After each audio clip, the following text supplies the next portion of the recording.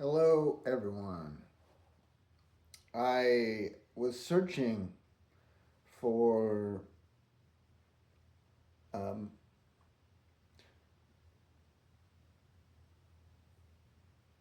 persecuted and abandoned like a child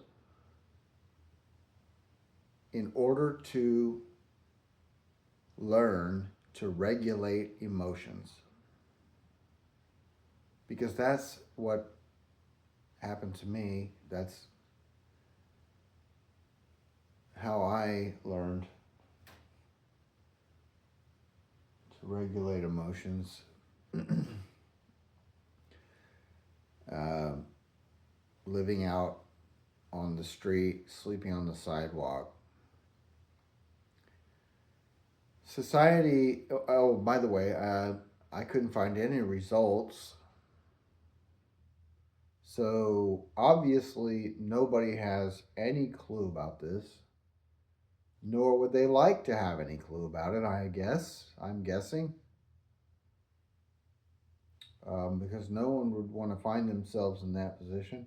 And yet, that's what I decided to do. Gave away all my possessions, decided to practice asceticism and mendicancy, which is asceticism is giving away all your possessions, and mendicancy is begging. So you see what this is? It's age regression therapy. So there's a Taoist. I'm a Taoist. There's a Taoist proverb that says, if you give everything up, if you want to be given everything, give everything up. Which kind of sounds hilarious. Um, yeah, if you give everything up, then everybody has to give you everything. Um, and yet, by giving everything up, I did gain everything um, in the way of emotional regulation and neurological development and enlightenment. So, there's another Taoist proverb that says, I wander from place to place like a man with no home, which I did. So for 5 years, I did this.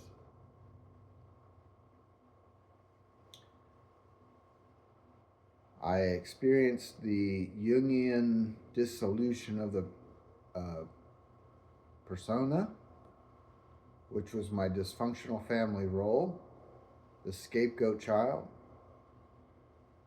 And when I realized all of a sudden that I was a victim of narcissistic abuse all my life and that I had been the scapegoat in the family, suddenly I can remember this. I was standing in my kitchen and I felt as if a spell had been lifted and there was a shell. I stepped out of a shell and then it drifted away and it was gone. And I couldn't even remember who I had been. I couldn't even remember. Suddenly I was someone different. And I was free.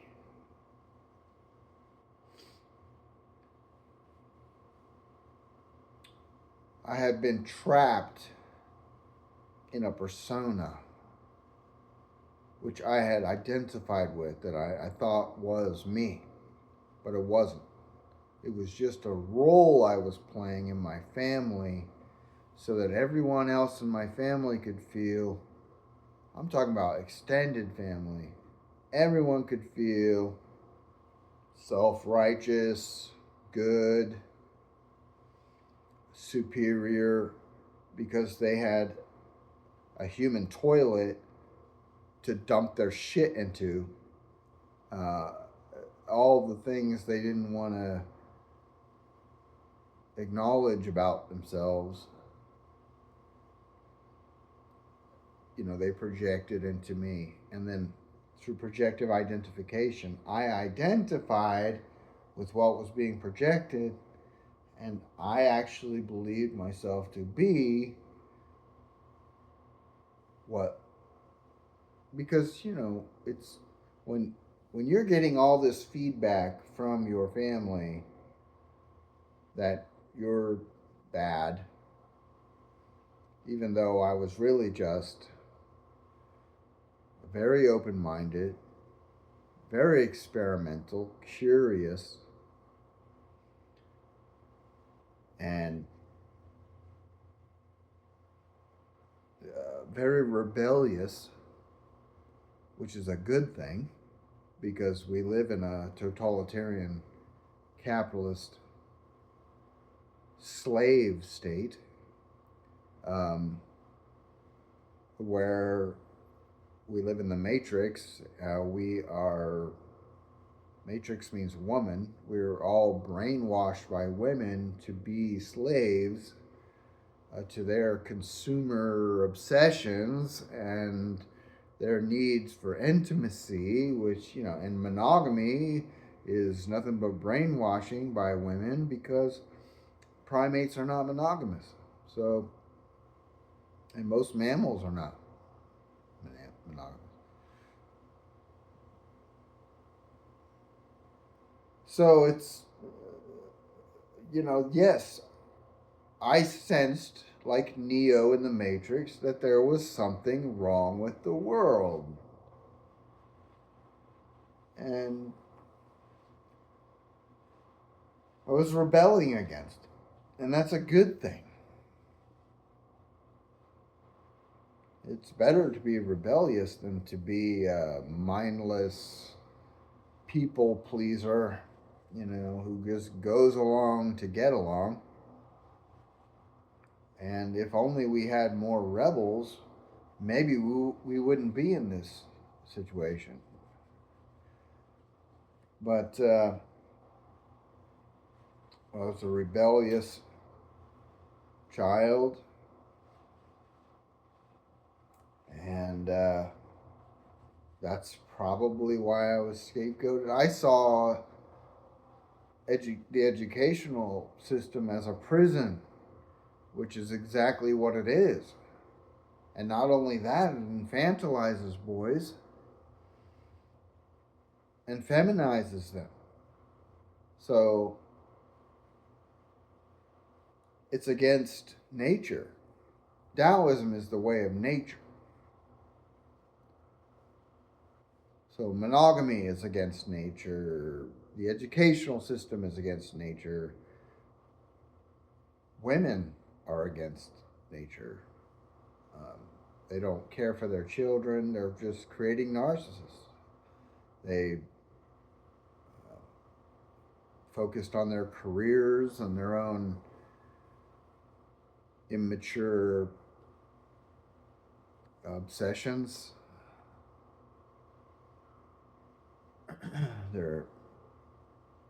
So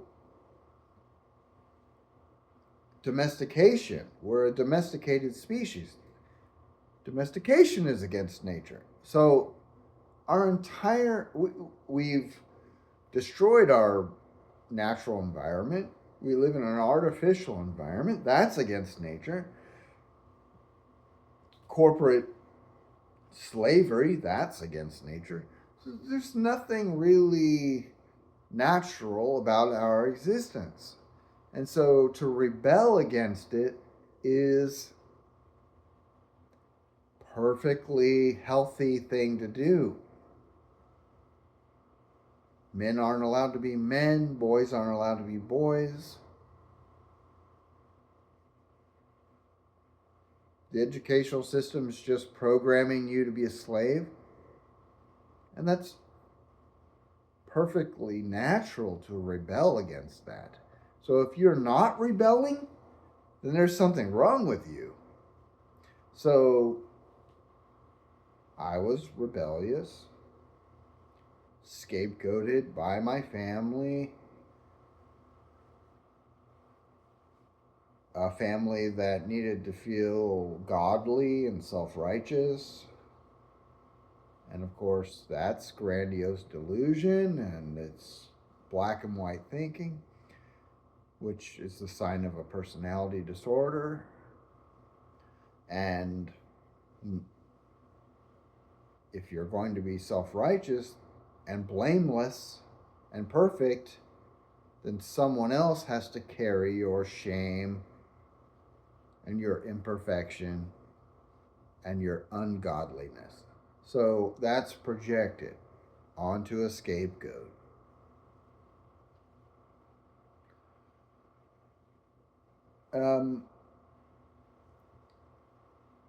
So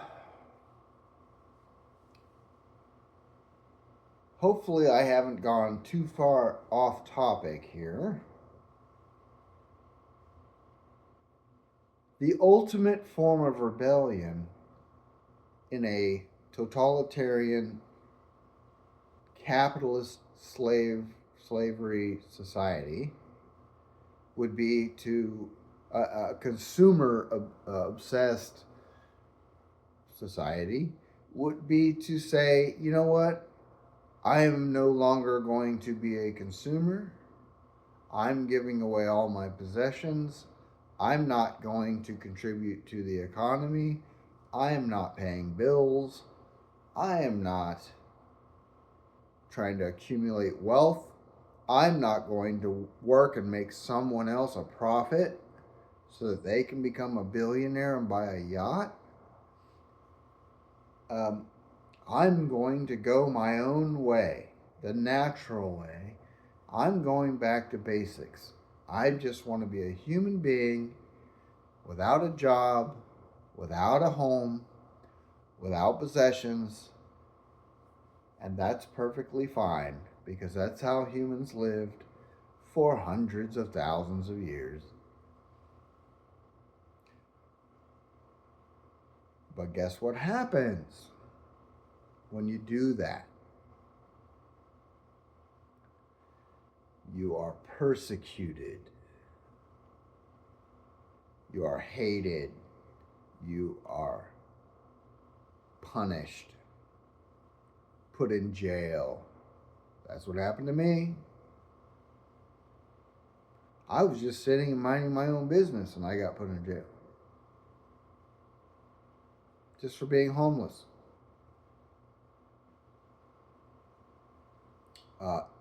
Every time I put up my tent, somebody called the police. And I got chewed out by the police and run off.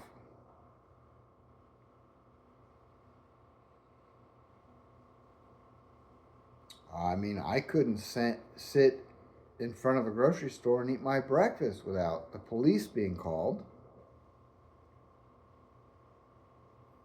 You are literally not allowed to be a natural human being. I would be sleeping in a park or on some patch of grass, and the police would be called on me just for resting. They'd say there was a dead body. I think that's a projection. They wanted me to be dead. Or they just wanted to SWAT me. I've had SWAT teams of police called on me saying that I was some sort of, mass murdering terrorist or something. I'm just sitting there minding my own business. I stopped using a tent after a year and a half because I had so many police called on me for putting up my tent. And I just got sick of carrying it because I couldn't use it. So I just started sleeping on the fucking sidewalk, you know? And I had less problems. So here's where we get into the topic of this video. While I was there laying on the sidewalk at night, all alone, vulnerable,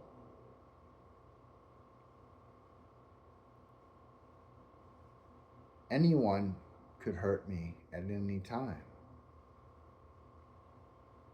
I'm just laying there vulnerable like a child, like a baby. And I had to experience those emotions of being abandoned by society. No one helped me. No one.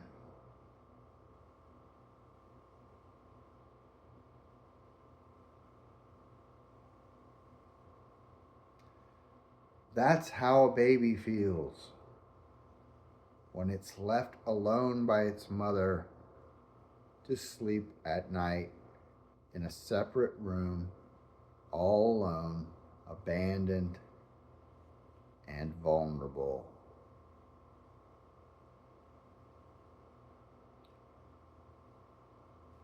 So, what happens to babies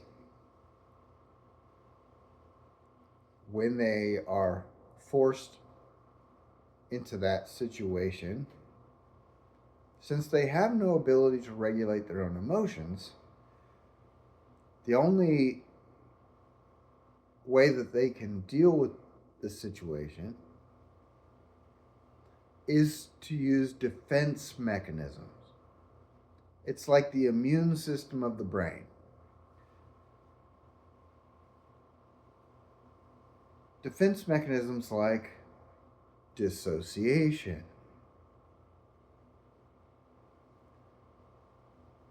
and then they're faced with the truth that they live in a hellish environment where their caregiver abuses and neglects and abandons them and ignores them. Okay, this is where we get into God, right? God tried to kill mankind with a flood. God is distant. Where is God? God is ignoring us, has abandoned us. He abandoned his own son. God is mother. The original God 30,000 years ago was mother goddess. So we use defense mechanisms to avoid anxiety, and to face that reality is way too anxiety producing. So we use defense mechanisms like denial. And I want to make it clear that these are primitive, meaning infantile defense mechanisms, which is a sign of a personality disorder. So, denial,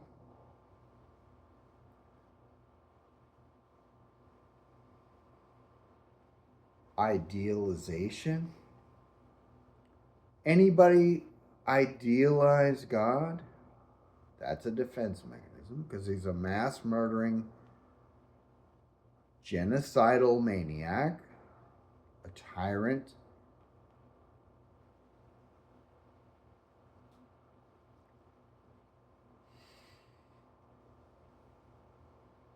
Neglectful God.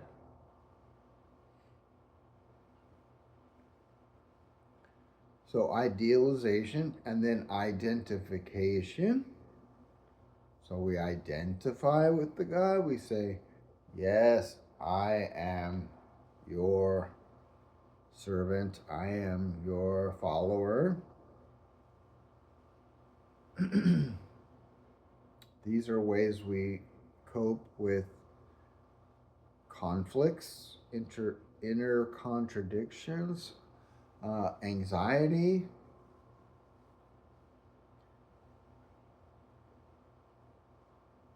fear,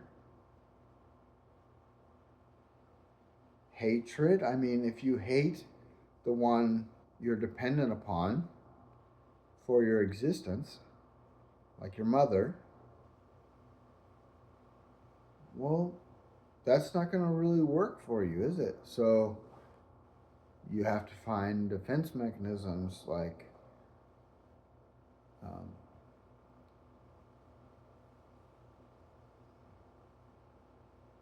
reaction formation,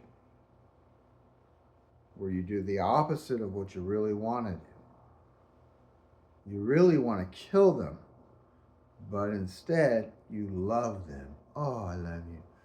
You know. Um,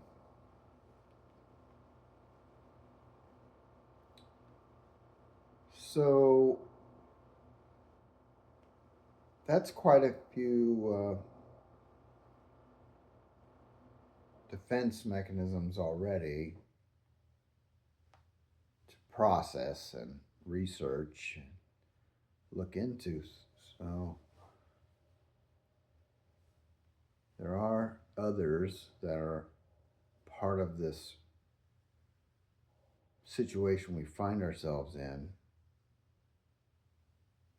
Fantasy is a defense mechanism. So now when we look at the Matrix, what we see, Neo is displaying symptoms of dissociation because he can't tell if he's awake or dreaming, and that is called derealization.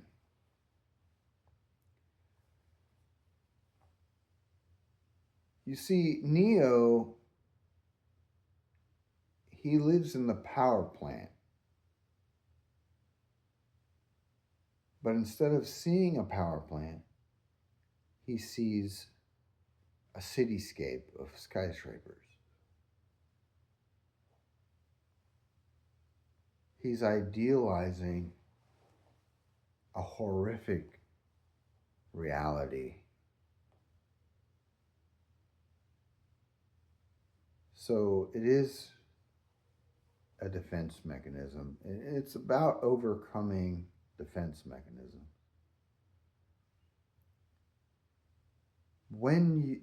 Because we were unable to learn and develop the circuitry to regulate our emotions, because our mothers weren't there to teach us these, to help us develop this neurocircuitry that we would be able to use later in life. In order to develop that neurocircuitry, you have to go back and regress.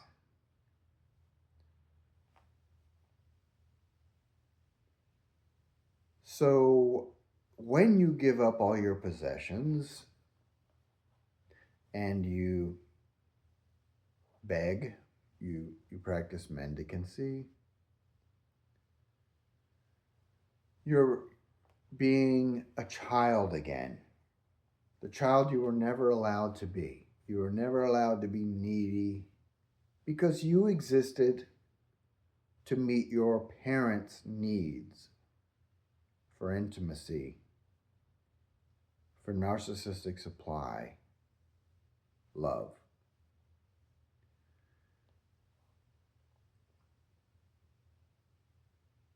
Instead of the other way around.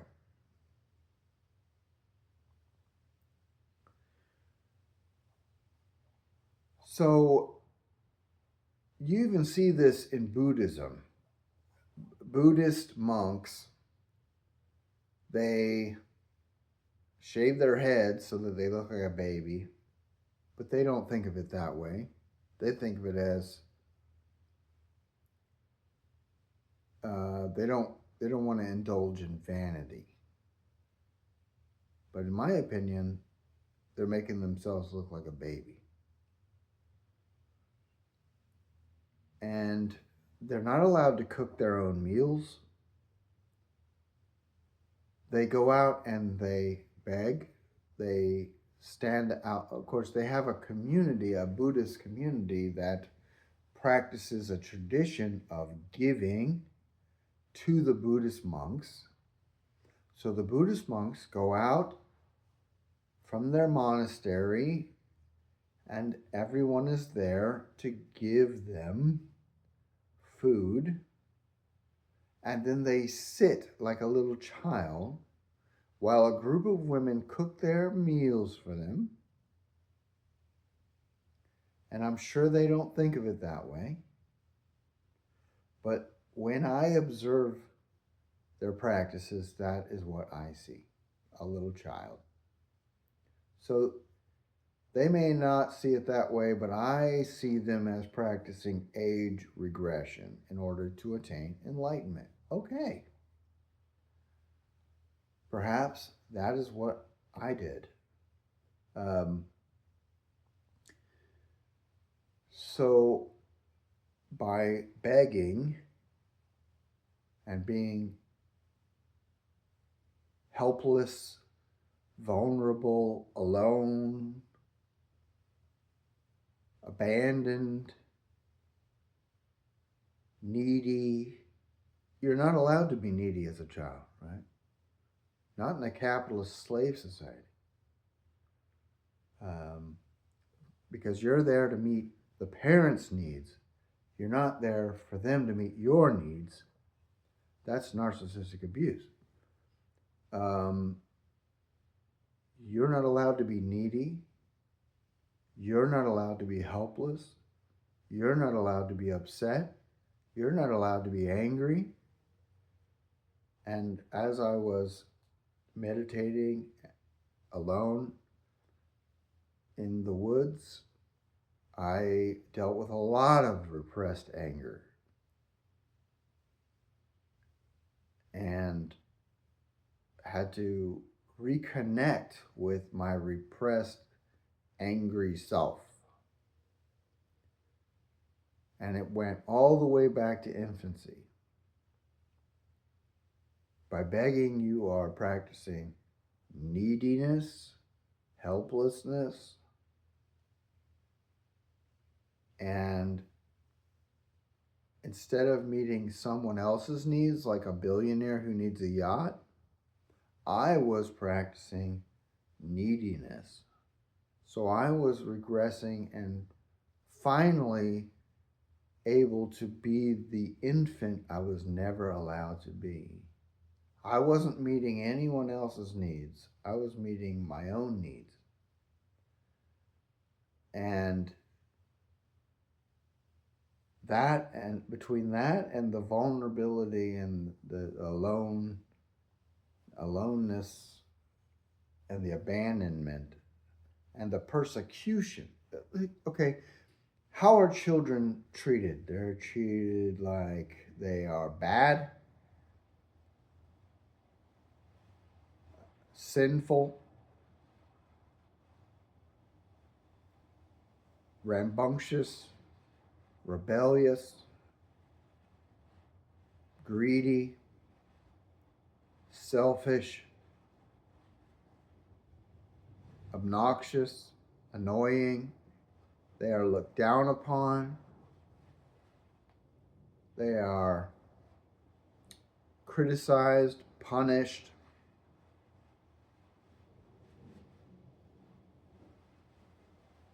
And that's how the homeless are treated.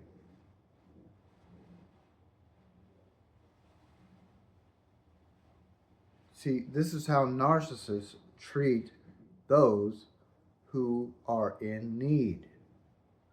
Because narcissists can't meet the needs of others.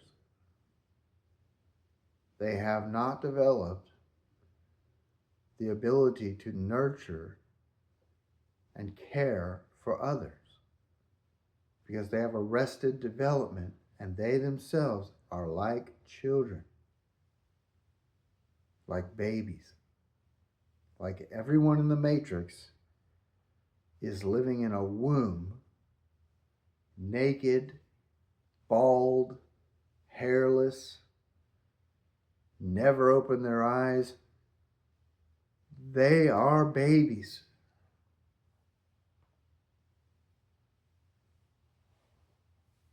So, practicing asceticism, mendicancy, is the path to enlightenment, because when society is treating you like a baby, like a child, you now, as an adult, can learn to regulate your emotions.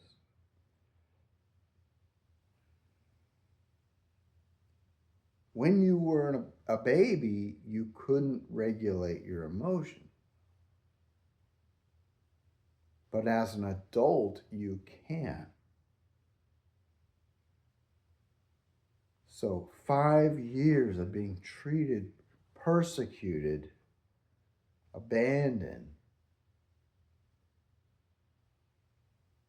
gave me the neurocircuitry to regulate my emotions. I spent a lot of time meditating about my emotions because I was being treated so badly on a regular basis. And it's only now, looking back, that I see the benefits of that. Because once you are able to regulate your emotions, you no longer need defense mechanisms as an immune system to protect you. So now you no longer need to be dissociated or in denial or to project or to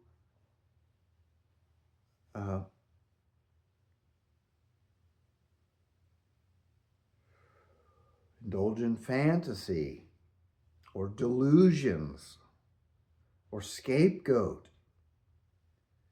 You can actually face reality. You can wake up from the matrix caused by your mother, which is what matrix means. You can face the horrifying reality that we live in.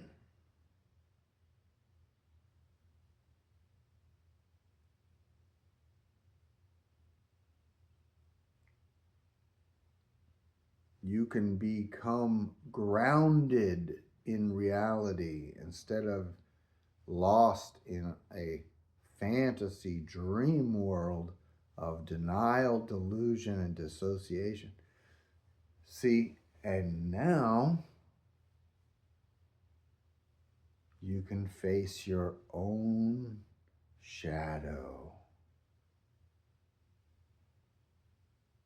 instead of projecting it,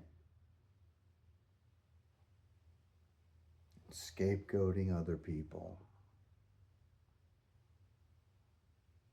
You can start to explore all the parts of yourself that you repressed to become a false self to please your parents and to please society.